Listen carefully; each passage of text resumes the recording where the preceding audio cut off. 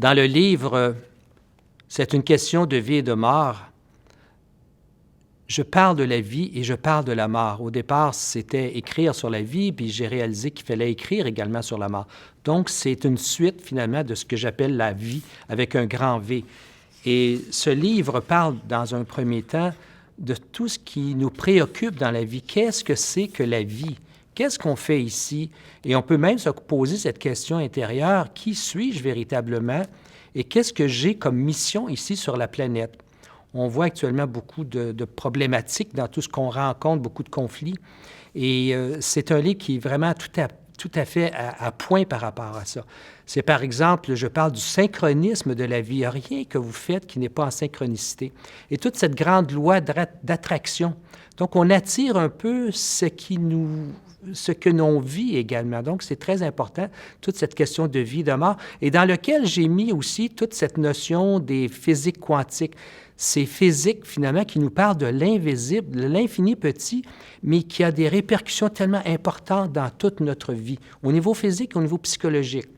Et dans la partie autre, dans la partie qu'on s'en va vers la mort, finalement, je me questionne, c'est quoi la mort véritablement? Fait que c'est à la fois le médecin et le philosophe qui va explorer les différentes facettes de ce qu'est la mort. Et j'ai eu la chance de rencontrer plusieurs personnes qui sont décédées, qui sont revenues, soit revenues d'un grand coma aussi. Et ce qui est intéressant de voir aussi, à travers tous ces gens-là, c'est qu'on raconte toujours un peu la même histoire. Fait que c'est un livre qui nous parle vraiment beaucoup d'optimisme. Il n'y a pas d'enfer actuellement. Nous créons notre propre réalité. Et tout ce qui se passe de l'autre côté, qu'on appelle de l'autre côté du monde, si on veut, cette autre porte qu'on appelle la mort, eh bien, c'est des choses qu'on peut explorer à travers le livre.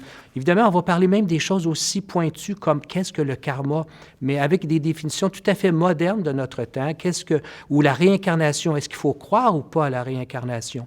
Fait que c'est un livre, à mon avis, qui est à la fois autant pour les jeunes que pour les personnes plus âgées, parce qu'à quelque part, c'est une question de vie et de mort, de savoir véritablement ce qu'on fait ici et ce qui va venir de nous également un peu plus tard.